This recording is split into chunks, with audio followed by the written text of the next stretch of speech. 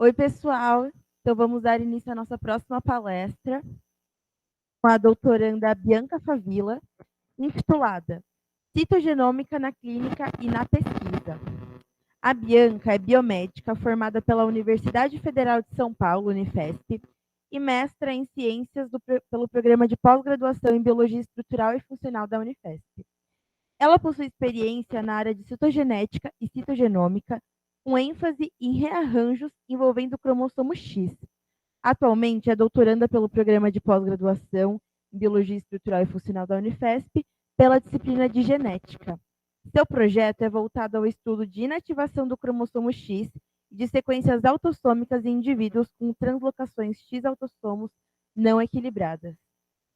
Bianca, a palavra é sua.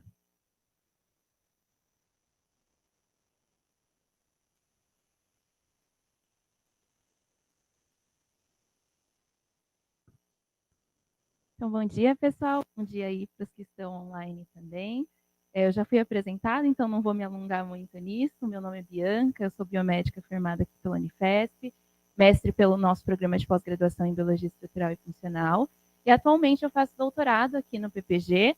E hoje eu vou falar de um assunto que eu gosto muito, é um assunto que eu estou envolvida desde a minha iniciação científica até hoje, que é a citogenômica, e a gente vai conversar um pouco sobre como esse tema está envolvendo tanto na clínica, na prática clínica, na medicina, enfim, como na pesquisa, que é o que a gente faz aqui na Unifesp. Então, como que essa aula vai funcionar? A gente vai discutir um pouquinho sobre o que é citogenética, o que é citogenômica, e é óbvio que a gente vai ter que falar sobre cromossomos.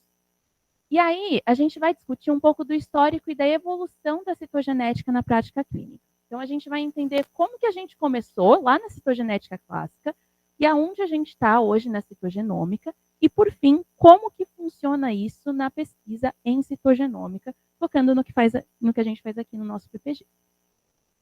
Então, vamos lá. O que é citogenética? Né? É um nome grande para uma coisa que, na verdade, envolve o estudo dos cromossomos. Então, a estrutura dos cromossomos, a composição, o comportamento no ciclo celular e, principalmente, a herança desses cromossomos. A citogenômica, por sua vez, ela é uma interface entre a citogenética e a biologia molecular. Então, é quando o estudo dos cromossomos conhece um pouquinho da biologia molecular, o que permite, então, uma maior resolução no estudo dos cromossomos e também das suas particularidades. Então, já deu para perceber que a gente vai falar um pouco, na verdade, muito de DNA e de cromossomos. Então, lá no núcleo da nossa célula, a gente tem o DNA, que tem cerca de 2 metros. Quando a gente olha para o tamanho do núcleo, o núcleo é muito pequeno. Para caber essa molécula gigantesca de 2 metros, a gente tem um processo que a gente chama de condensação do DNA, que é, na verdade, a associação do DNA com proteínas, que a gente chama de histonas, e essas proteínas permitem um aumento da condensação do DNA. Então, a gente tem aqui o DNA dupla hélice, que se associa com essas proteínas chamadas de histonas, formando umas fibras que a gente chama de cromatina, e a condensação máxima dessas fibras de cromatina a gente chama de cromossomo. E os cromossomos são essas estruturas aqui, que no esquema estão apresentadas em formato de X, que receberam esse nome e foram descritos pela primeira vez em 1888, porque uma pessoa um dia tentou corar com um corante específico e viu que essas estruturas aqui coravam com um corante que se alinhava e se atrelava a regiões ácidas. E a pessoa pensou, nossa, o que será que é isso? E hoje a gente sabe que, por causa do nosso DNA, que tem um caráter mais ácido, a gente tem a coloração do cromossomo. Então, cromossomo vem de croma, cor, e soma, corpo. Então, corpo que se cora. Então, como essas estruturas elas são formadas pela máxima condensação do DNA, a gente leva, através dessas estruturas, a informação genética de um indivíduo. Então, é muito importante que a gente estude cromossomo, porque qualquer alteração aqui pode gerar um impacto clínico. É exatamente isso que a citogenômica e a citogenética faz. Estudar os cromossomos e as suas estruturas para entender quais são os distúrbios que podem envolver os cromossomos e como isso pode afetar a clínica de um paciente. Então, vamos começar lá um pouquinho de história da citogenética. O cariótipo por bandamento G Na verdade, ele surgiu lá em 1956, que a gente descreveu, na verdade, quantos cromossomos a gente tinha. Inclusive, eu acho isso. A gente descreveu lá quantos cromossomos a gente tinha. A gente conseguiu determinar esse número de cromossomos. Então, o cariótipo é a primeira técnica para estudar cromossomos.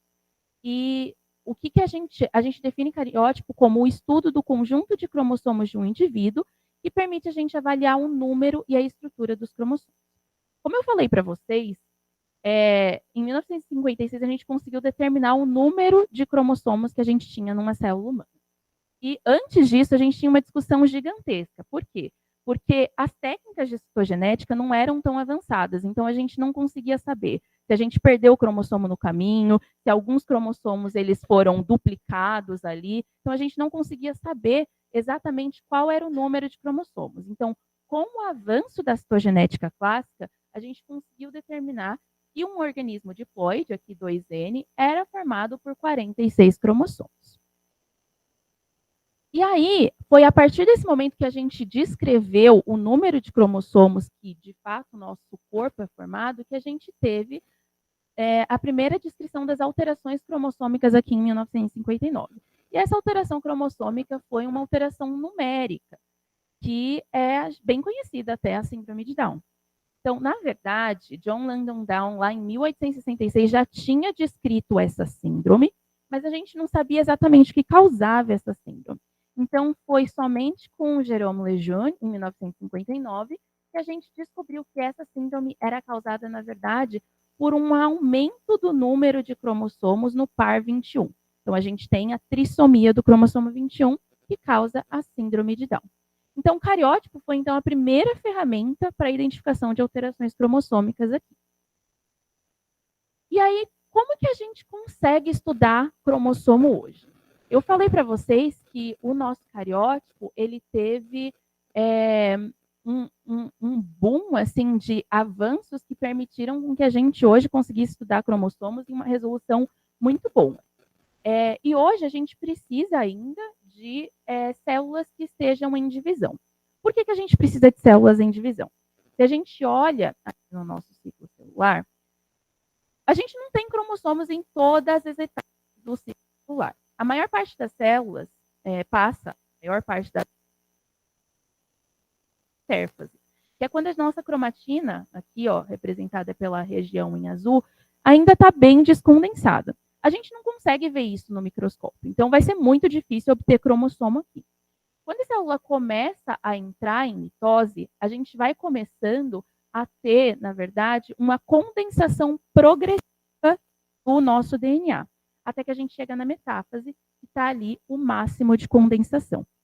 Na metáfase é a fase em que a gente geralmente estuda cromossomos.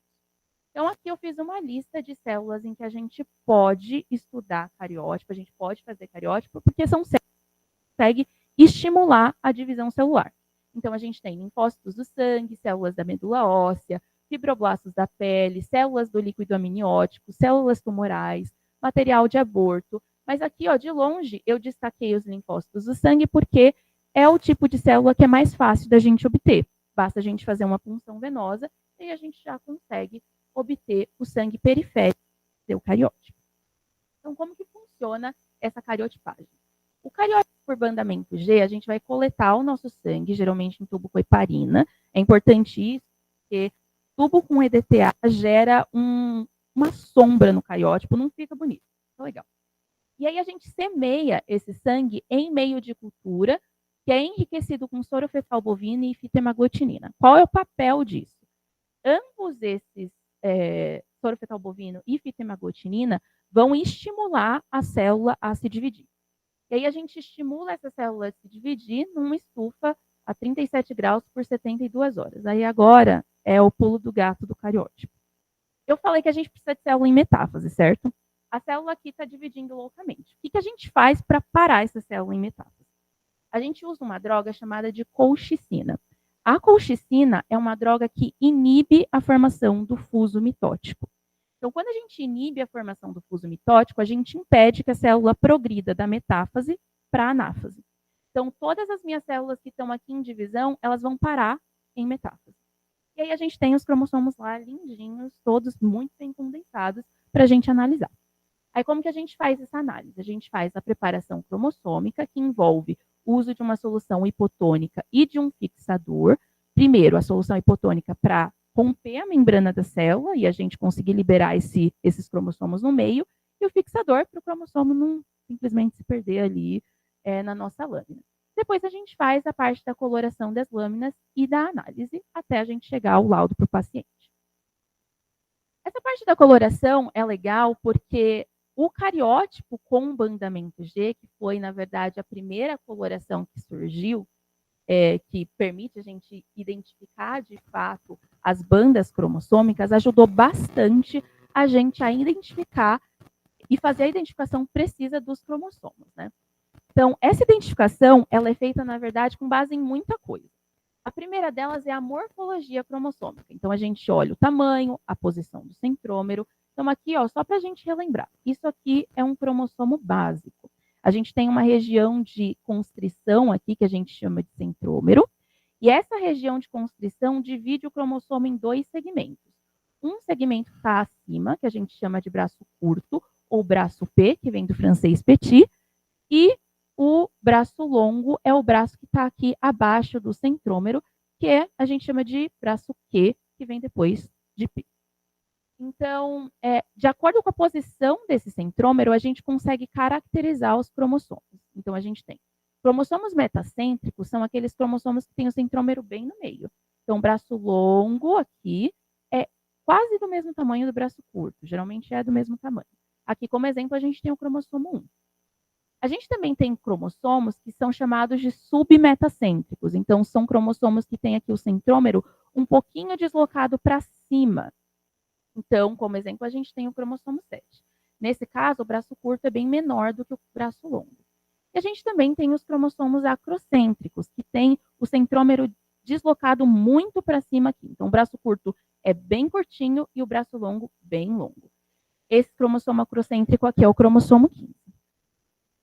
E aí, vocês devem estar se perguntando, tá, como que a gente sabe que cromossomo é esse, que cromossomo não é? Porque, assim, parece tudo um monte de banda clara e escura, né? E, de fato, é isso mesmo, é um monte de banda clara e escura. Mas o cariótipo com bandamento G surgiu, então, dando a possibilidade de uma coloração diferente de bandas claras e escuras. Então, a gente descobriu que quando a gente corava essas preparações cromossômicas com guinça, por isso banda G, a gente tinha, na verdade, um padrão diferente para cada cromossomo. Então, aqui a gente tem um cariótipo, mais ou menos formado, e a gente vê que cada cromossomo ele se cora de maneira diferente. Alguns têm bandas mais escuras, outros têm bandas mais claras, e isso se intercala. E cada vez que a gente cora preparação cromossômica com guinça, a gente vai ter essa estrutura aqui. Então, isso ajuda muito a gente a identificar cromossomo. Então, aqui, por exemplo, o cromossomo 7, ele tem um padrão específico de bandas claras e bandas escuras. Essas bandas claras sempre têm grande conteúdo de CG e também é muito mais ricas em genes do que as bandas escuras. E aí, os citogeneticistas fizeram uma padronização disso daqui. Então, a gente padronizou e numerou cada uma dessas bandas. Então, quando a gente está falando, por exemplo, da banda 7, do cromossomo 7, no braço longo, da banda 2,1, a gente está sempre falando dessa banda escurinha aqui e essa banda escurinha aqui que a gente consegue ver. E aí vocês devem estar se perguntando, tá, mas muito difícil isso aí, um monte de banda, como que a gente faz? O papel de então, olhar para esse cariótipo aqui e identificar, porque quando a gente faz a preparação cromossômica, é isso que a gente vê no microscópio. Vocês vão ver isso na aula prática também.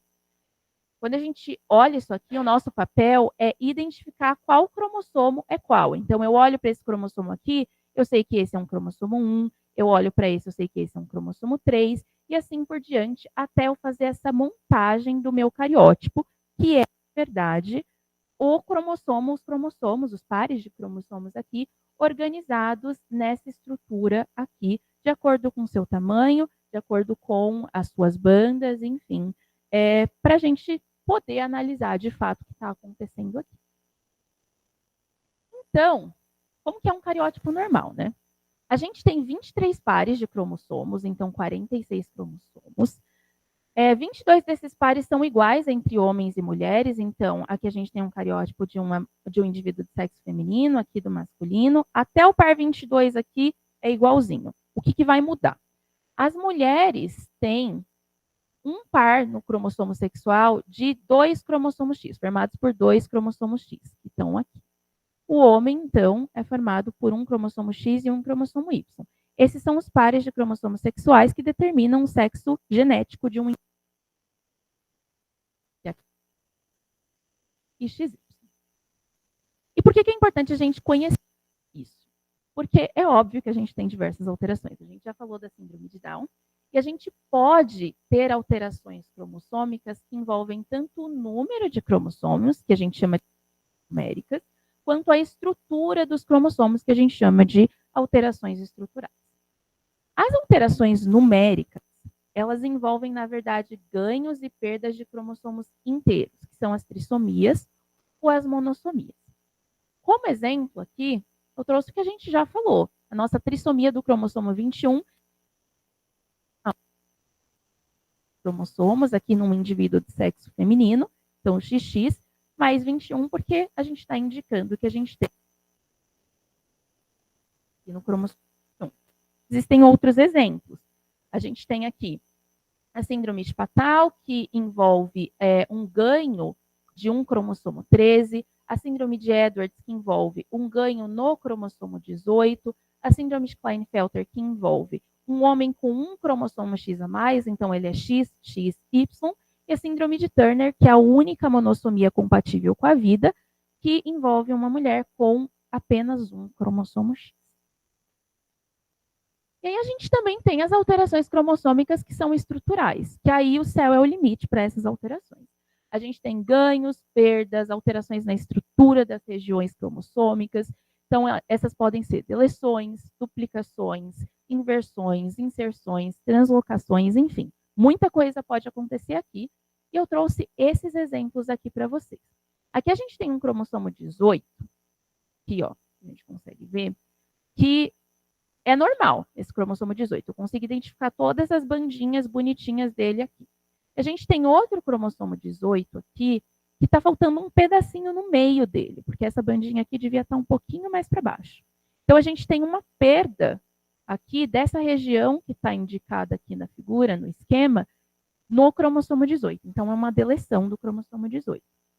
O contrário também pode acontecer. Uma região aqui, que deveria estar em número normal de cópias, aqui, como vocês estão vendo, as 3 bandinhas do cromossomo 10, a gente pode ter um aumento dessa região. Então, a gente tem uma duplicação. E aí, a gente também pode ter, aqui nesses casos, a gente tem um desequilíbrio genômico. Então, está faltando um pedaço ou está aumentando um pedaço aqui. Tem casos que a gente não tem desequilíbrio genômico. Então, pode acontecer de somente a gente ter uma troca de segmentos cromossômicos. Então, aqui a gente tem um cromossomo 6 representado e um cromossomo 14 representado aqui. O que pode acontecer é que a gente pode ter uma quebra em 2 cromossomos diferentes e esses cromossomos, os segmentos gerados, eles trocam de lugar, formando um processo que a gente chama de translocação.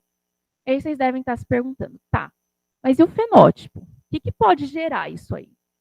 Aí depende. A resposta é literalmente depende.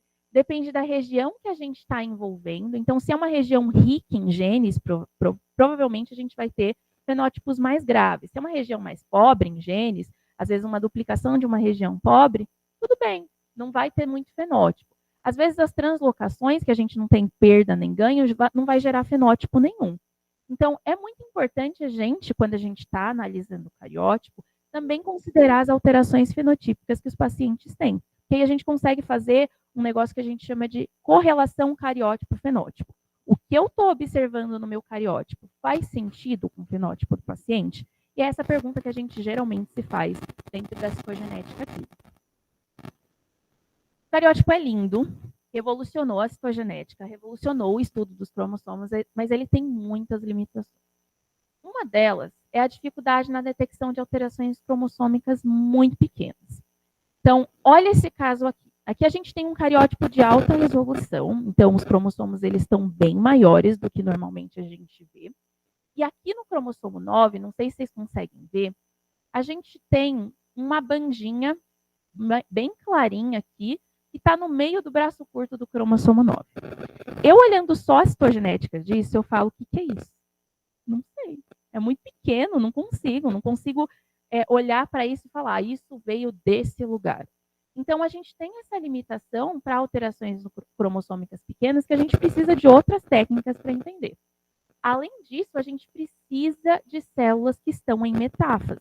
Então, isso limita muito a quantidade de células que a gente pode utilizar e as células que a gente pode utilizar, porque, claro, a gente não tem necessariamente todas as células que podem ser induzidas à divisão celular.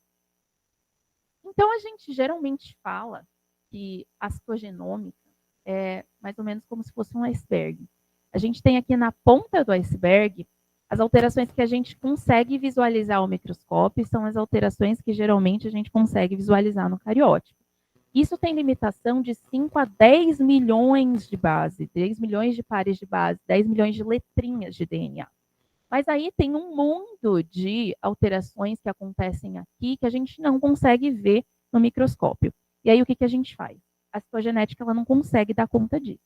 E aí que a gente vai para a citogenômica. Lembra que eu falei que é o encontro da citogenética com a biologia molecular? É exatamente isso que a gente vai fazer agora. Vai encontrar a biologia molecular. O primeiro encontro da citogenética com a biologia molecular aconteceu lá em 2005, com a hibridação in situ fluorescente, que a gente chama de FISH. A FISH, ela surge no início, 2005 não, gente, esquece, década de 90, errei aqui. Ela surge no início da década de 90 e ela é uma técnica muito legal porque a gente usa sondas de DNA que são marcadas com fluorescência. O que são essas sondas? Essas sondas são sequências complementares a uma região de interesse. Então, eu tenho lá uma região que eu quero estudar, eu faço uma sequência complementar de 100 a 200 kb, mais ou menos, de 100 a 200 mil bases, que é marcada com um fluorescente, com algum composto fluorescente. Eu vou denaturar essa sonda e eu vou hibridizar na lâmina do meu paciente, contendo a sequência alfa. Então, a região que ela é complementar, ela vai hibridar e ela vai marcar. E aí, o céu é o limite para o que eu posso estudar com isso. A gente tem diversos tipos de sonda, a depender da minha pergunta de interesse. Então, eu tenho sondas, por exemplo, que elas marcam a região do centrômero de cromossomos específicos. Eu tenho sonda para o cromossomo X, tenho sonda para o cromossomo 13, tenho sonda para o cromossomo 21, tenho vários. Tem sondas também que marcam os telômeros, que são aquelas regiões que ficam aqui nas extremidades dos cromossomos. Eu tenho sondas para região de organizadora de nucleolo, por exemplo, que está lá no braço curto dos acrocêntricos. Tenho sondas para um cromossomo inteiro, para um braço, para uma região específica. Tudo vai depender da minha pergunta de interesse, do que eu quero estudar. E aí eu trouxe alguns exemplos para vocês. Antes disso, a gente pode falar de vantagens.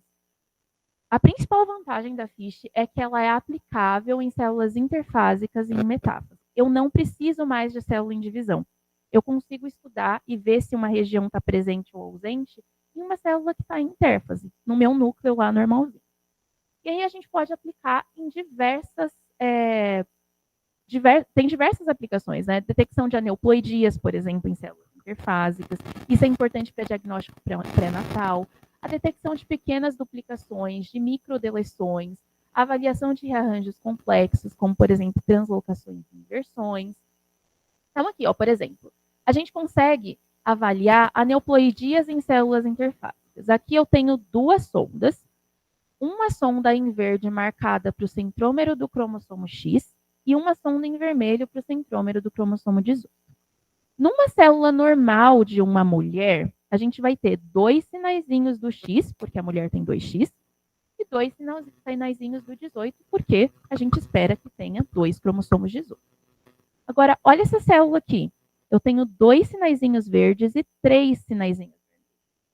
Então, aqui eu posso falar, essa célula é de um uma pessoa que tem uma trissomia, de uma mulher que tem uma trissomia do cromossomo 18, ou seja, a síndrome de Edwards. Lembra que eu não preciso do cariótipo aqui. Isso é muito importante porque quando eu estou falando de diagnóstico pré-natal, às vezes a gente não consegue fazer cultura celular, às vezes a gente não consegue obter células em divisão. Então, para esses casos, a gente pode usar a ficha para identificar trissomias, por exemplo, monossomias, aneuploidia. Outra detecção que a gente pode, outra aplicação é a detecção de microdeleções. E aqui eu trouxe o exemplo da síndrome da deleção 22q1.2, que é a síndrome de microdeleção mais frequente que a gente tem. Nessa síndrome, a gente tem a deleção dessa região aqui, 22q11.2, dessa banda do cromossomo 22. Então, para a FISH, a gente desenha uma sonda controle para o cromossomo 22, aqui para o finalzinho, que a gente precisa saber se a FISH funcionou, e uma sonda para a região 22q11.2, que está aqui marcada em vermelho. Então, em uma pessoa normal, em um cromossomo normal, a gente vai ver uma sonda vermelha perto de uma sonda verde. Num paciente que tem a deleção aqui, a gente vai ver somente a sonda verde. Então, quando a gente vê dois sinaizinhos verdes, um vermelho, a gente caracteriza a deleção do cromossomo 22q. E olha que interessante, eu consigo ver isso tanto na minha metáfase quanto na minha intérfase. Então, não preciso de células metafásicas para ver isso. E aí, outra aplicação que é bem legal é para detecção de translocações. Eu não sei se vocês já ouviram falar da leucemia mieloide crônica. Geralmente, a gente tem uma marca da leucemia mieloide crônica, que é esse cromossomo Filadélfia, formado por uma translocação entre os cromossomos 9 e 22. Essa translocação gera um oncogene, que na verdade é uma fusão do gene BCR e ABL. Quando a gente tem essa fusão, na FISH, o que a gente enxerga? No cromossomo normal, nas células normais, a gente tem dois sinais, verdes e vermelhos separados. Nas células que têm essa fusão, esses sinais se fundem e a gente tem um sinal amarelo. Então, a gente consegue diagnosticar também aqui a presença do cromossomo Filadélfia. Muito lindo para ser verdade, né? Maravilhoso. A gente com certeza também tem limitação aqui na FISH. As limitações principais é que a gente responde apenas perguntas específicas. Porque, olha, eu preciso desenhar uma sonda. Eu preciso de uma sonda específica. Para eu precisar de uma sonda específica, eu tenho que ter uma hipótese. Eu não posso falar, eu vou fazer uma ficha para o cromossomo 22 aqui, se eu não tenho nenhuma hipótese de um paciente com deleção do cromossomo 22. Então, eu preciso ter uma hipótese diagnóstica que geralmente depende da pista clínica e da citogenética clássica. Então, eu ainda dependo ali do cariótipo, ainda dependo de outras coisas para me mostrar se eu tenho alguma, se eu devo usar um tipo de sonda ou outro. E, além disso, a gente tem um limite do número de sondas que são utilizadas nas reações. Então, não são todas, eu não posso responder todas as perguntas com uma reação só. O que me gera que múltiplas perguntas também dependem de múltiplas reações. Isso vai ficando caro, isso vai ficando muito difícil de você realizar, porque demora. FISH demora. Geralmente a gente demora 2 dias para fazer. Então, fica às vezes impraticável se eu preciso fazer várias reações. E aí, para suplantar essas limitações, é óbvio que a citogenética e a citogenômica evoluíram, né? Porque às vezes, quando eu não tenho nenhuma pista, eu preciso utilizar outra coisa. Às vezes eu tenho uma microduplicação, eu estou pensando em uma microduplicação que eu não consigo identificar por cariótipo e eu não sei o que está acontecendo ali. O que eu faço? E aí que a gente vai para 2005, gente. Eu falei que a gente ia chegar em 2005. Surge em meados dos anos 2000 um outro encontro da citogenética com a biologia molecular, que é o array genômico. O array genômico surgiu com a hibridação genômica comparativa, que a gente hoje conhece como array CGH. O que isso faz? O array CGH, ele usa um DNA referência, que eu vou marcar com um fluorocromo específico, nesse caso aqui verde, e um DNA teste, que é o DNA do meu paciente, que eu vou marcar com um fluorocromo aqui vermelho. Eu vou combinar uma quantidade igual desses dois DNAs e eu vou hibridizar nessa lâmina. e que tem essa lâmina. Essa lâmina parece que tem vários pontinhos, vários pocinhos, e na verdade isso representam sondas de DNA que são complementares a todo o genoma. E aí a gente tem mais ou menos 2 milhões de sondas de 50 pares de base cada, são complementares a regiões ao longo do genoma e eu cubro o genoma inteiro aqui. Então, o que eu faço? Eu vou combinar o meu DNA teste, o meu DNA referência aqui, e conforme a gente tem uma hibridação maior do DNA teste ou referência, a gente tem um sinal luminoso. Então, olha isso aqui. Quando eu tenho maior hibridação com um DNA teste, que está marcado em vermelho, eu vou ter uma região vermelhinha aqui. Se eu tenho hibridação igual de DNA referência e teste, eu vou ter a combinação de verde com vermelho, vai dar amarelo. E se eu tenho uma maior hibridação com DNA referência, que está marcado em verde aqui, significa que eu tenho uma deleção do meu paciente. Então, quando eu tenho maior hibridação com DNA teste, eu tenho uma duplicação. Maior hibridação do DNA referência, eu tenho uma deleção.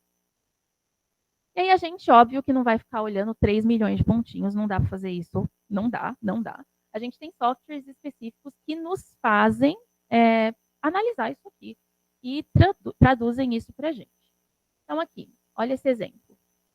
Aqui eu tive tudo amarelo. E nessa região aqui que corresponde, que meu software falou que corresponde a essa região do cromossomo, eu tenho uma maior hibridação do DNA teste. E esse DNA teste, então, significa que o meu DNA referência, desculpa. Isso significa que o meu DNA referência está faltando esse pedaço aqui. Entendeu? E aqui, de novo. Então, como que a gente traduz isso aqui? No Array CGH, a gente interpreta assim. A gente vai ver quantidade de hibridação no DNA referência e quantidade de hibridação no DNA teste. E essa hibridação, se for igual, a gente vai estar aqui em torno de 0. Se essa hibridação for maior para um lado ou para o outro, a gente tem um desvio dessa linha aqui. Nesse caso, isso daqui, esse paciente perdeu toda essa parte do cromossomo 18. E aí a gente consegue entender que esse paciente tem uma deleção do cromossomo 18.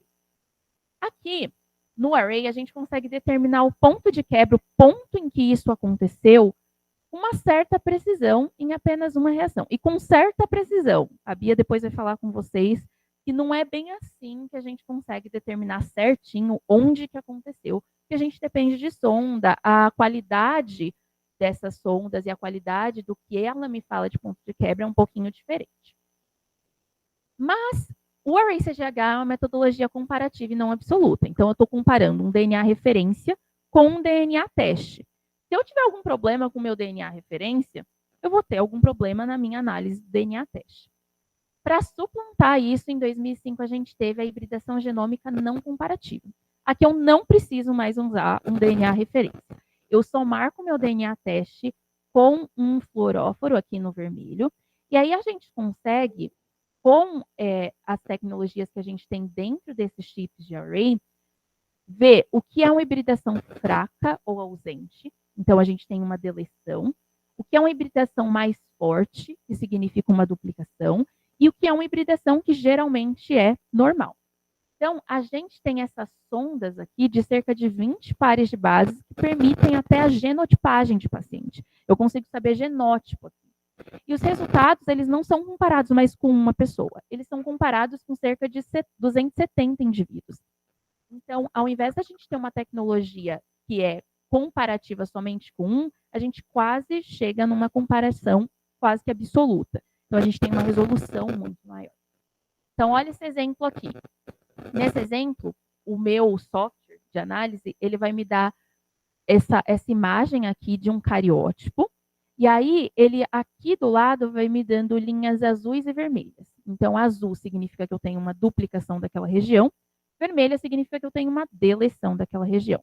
Então, olha aqui. Aqui no cromossomo 22, a gente tem uma deleção, porque aqui a gente está em vermelho. Aqui a gente vê um número de cópias, então aqui no normal a gente tem 2 cópias. Nessa região a gente tem apenas uma cópia. E aqui as sondas. E aqui a gente também vê as bandas cromossômicas. Então, olha onde está caindo essa deleção. No cromossomo 22, no braço longo, Q, 1.2. Então, essa é a deleção 22, que é 1.2, que eu também consigo ver por array. várias vantagens, né? A gente não precisa ter célula em divisão, a gente tem uma quantidade relativamente pequena de DNA que a gente precisa utilizar. A gente não precisa ter uma hipótese diagnóstica, então a gente consegue avaliar o genoma inteiro em uma única reação.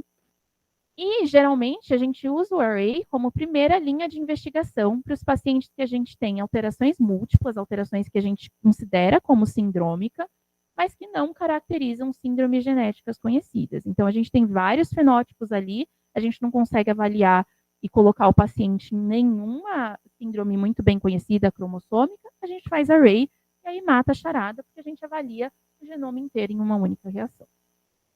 Então, a citogenética clássica e a clínica do paciente quase que ficam desnecessárias aqui. Então, a gente não depende mais necessariamente da citogenética clássica e da clínica do paciente como a gente dependia na ficha.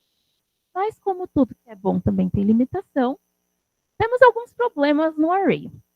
A primeira delas é que a gente não detecta alterações equilibradas. Então, olha essa paciente aqui. Essa paciente chegou para a gente e aí ela tinha um array normal. E aqui eu destaco o cromossomo X, que não tem nenhuma alteração, nenhuma barrinha vermelha, nenhuma barrinha azul. E o cromossomo 19, nenhuma barrinha vermelha, nenhuma barrinha azul. E aí, quando a gente vai olhar o cariótipo dessa paciente, olha o que está acontecendo. A gente tem aqui uma translocação equilibrada entre os cromossomos X, na verdade, entre o braço curto do cromossomo X e o braço longo do cromossomo 19. É de novo, então, não foi herdado dos pais. Se a gente só olhasse para o array, a gente perderia isso. Então, quando a gente olha e faz uma ficha, por exemplo, com sonda para todo o cromossomo X e todo o cromossomo 19, é isso que a gente vê. Um pedacinho do cromossomo X aqui, grudado no cromossomo 19, e um pedacinho do cromossomo 19 grudado no cromossomo X. Então, no array, a gente não consegue ver isso. A gente não consegue detectar alterações equilibradas. Eu também não tenho a localização na imposição da rearranjo. Isso daqui é um array de um paciente que eu estudo no meu doutorado. E a gente, no array, a gente viu isso aqui, um ganho gigantesco de 96,5 megabases do cromossomo X. Agora, onde que está isso? Será que eu tenho um X gigantão? Será que eu tenho essa região grudada em outro local do meu cromossomo? E, de fato, tinha. Onde está essa parte adicional? Quando a gente foi ver o cariótipo desse paciente, essa parte do X inteira estava grudada em um cromossomo 15. Então, isso também o array não vai me mostrar. Um outro problema, que eu acho que é o principal, é a difícil interpretação do array. Então, dentro do array de um paciente, a gente tem vários desequilíbrios genômicos. Não é tudo bonitinho lá, eu tenho uma deleção gigantesca do cromossomo, pois eu acho que isso aqui é o que está causando. A gente tem vários desequilíbrios genômicos. Então, esses desequilíbrios têm tamanhos diferentes, envolvem diferentes partes do genoma, e é papel da gente, que é citogeneticista, tentar entender o que é que tem significado clínico. O que é simplesmente uma variação normal do número de cópia, que a gente chama de CNV, ou o que de fato está causando o fenótipo do paciente. Então, a gente interpreta a patogenicidade aqui com base em bancos de dados com CNVs de indivíduos normais, que um deles é o DGV, né? E também a gente avalia o tamanho da CNV, a região genômica, o fenótipo do paciente. Então, é uma interpretação que vai depender de muita coisa ali para a gente fechar o laudo e entender o que está acontecendo com cada paciente. Então, para cada paciente, a gente tem que fazer isso. Então, é de difícil interpretação. E por isso também tem um alto custo. Né? Atualmente, o SUS ele está com 3 exames genéticos dentro do rol de exames cobertos. Então, a gente tem o cariótipo, o array genômico e, mais recentemente, o exoma. Só que o array genômico ele ainda não foi efetivamente implementado pelo sistema e ele tem um alto custo. O preço médio de um array CGH, que é aquele primeiro que a gente falou, é de mais de R$3.000, o que está fora do orçamento de muita gente, de muitos usuários do SUS. Então, é muito importante que a gente avalie isso dentro da citogenética clínica também, porque é bem difícil de a gente conseguir cobrir o diagnóstico de todos esses pacientes dessa forma. E aí, apresentei 3 técnicas aqui que a gente usa dentro da citogenômica e sempre me perguntam, tá, mas qual que é a melhor técnica? O que a gente faz? E aí, para responder isso, eu vou apresentar esse caso da Maria, que é essa moça aqui, que teve uma filhinha. nasceu com algumas dismorfias faciais, um importante atraso do desenvolvimento neuropsicomotor e uma deficiência intelectual bem importante. E aí, quando a gente olha para essas características, a gente entende que a gente precisa pedir algum exame genético, porque isso geralmente indica uma síndrome genética. Isso daqui. Aí, ela chegou no nosso laboratório e a gente foi fazer um cariótipo. Quando a gente fez o cariótipo, foi isso que a gente viu. Olha que lindo, um cariótipo normal para um indivíduo feminino. A gente liberou o laudo como cariótipo normal, porque de fato era.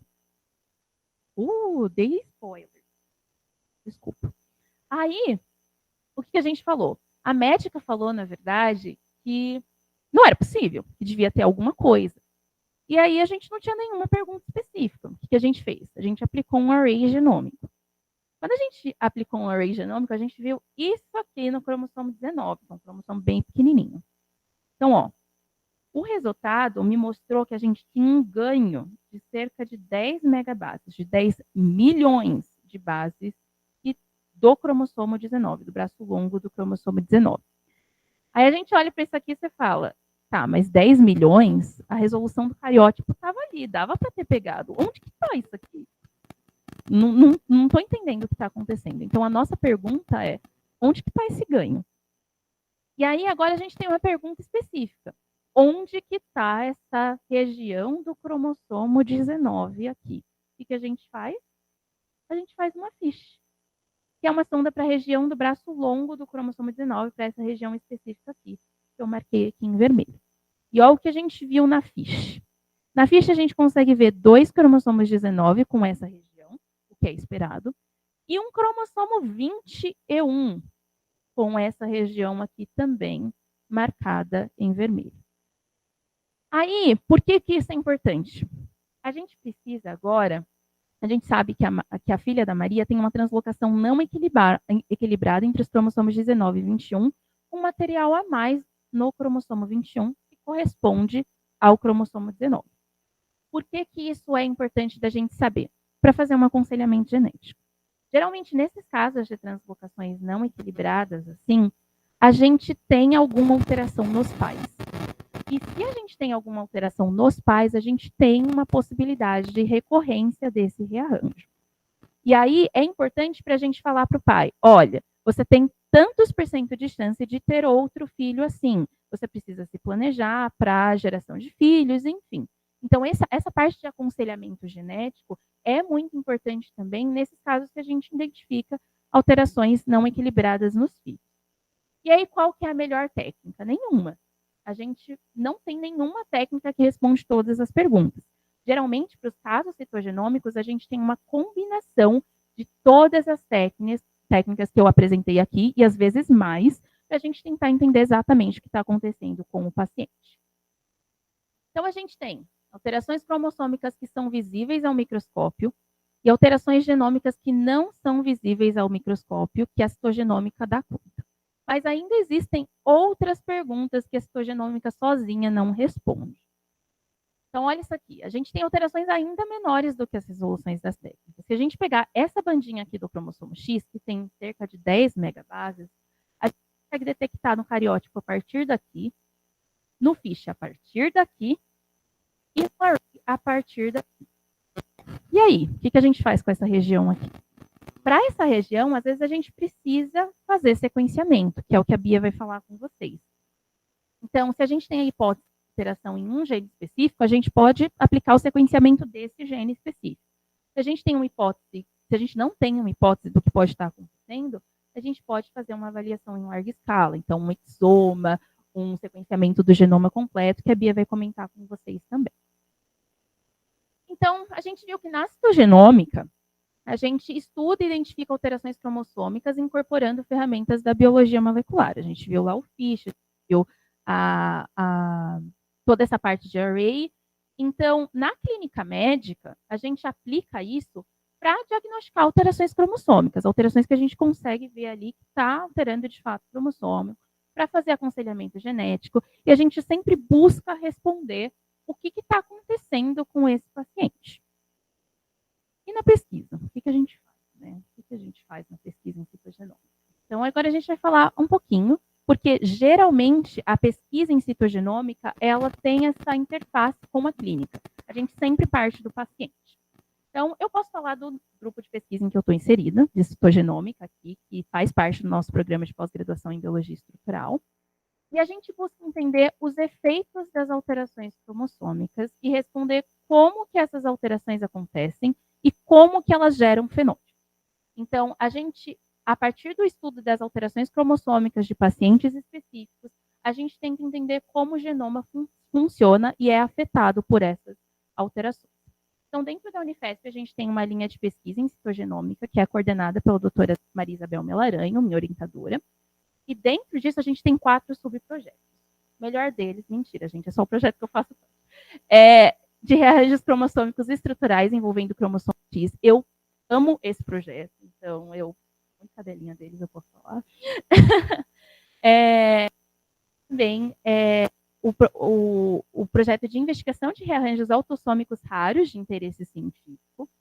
A gente tem o projeto que investiga pacientes com a síndrome de deleção 22q1.2, agora pacientes com a síndrome de Cornélia de Lange.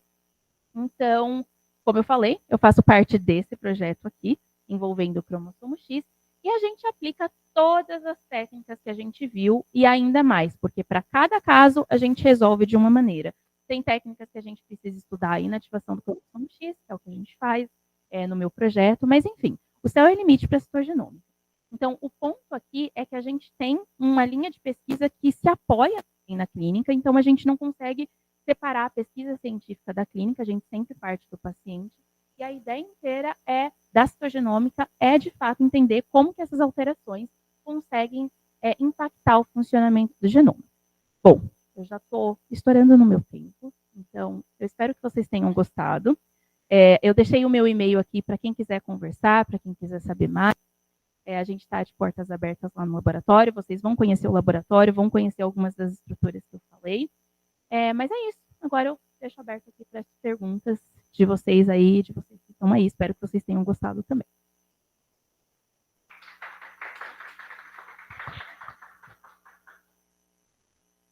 Temos perguntas?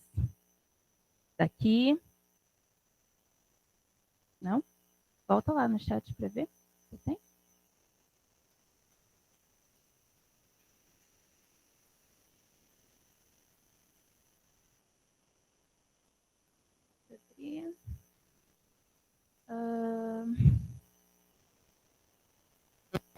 Área de pesquisa muito linda. Muito obrigada. Eu gosto muito de citogenômica. Sou muito apaixonada por essa área. Se vocês tiverem mais dúvidas, às vezes, tá, agora, a gente pode conversar depois, podem me mandar e-mail, a gente disponibiliza isso e é isso, tá bom? Muito obrigada.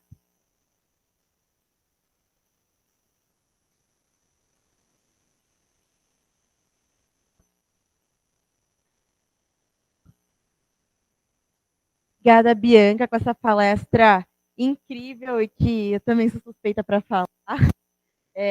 Eu, a Bianca e a Beatriz, a nossa próxima palestrante, a gente pertence ao mesmo grupo de pesquisa, então hoje a gente está em êxtase aqui. E eu tenho um comentário para a Bianca, ela falou que o projeto do X é o mais legal. Eu discordo, eu gosto do projeto de Cornélia de Lange.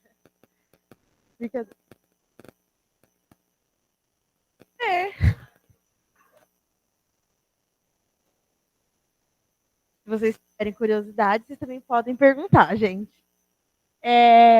Então, não esqueçam de preencher o forms de presença. E a gente volta com a próxima palestra às 11 horas, nesse mesmo link. Até já já.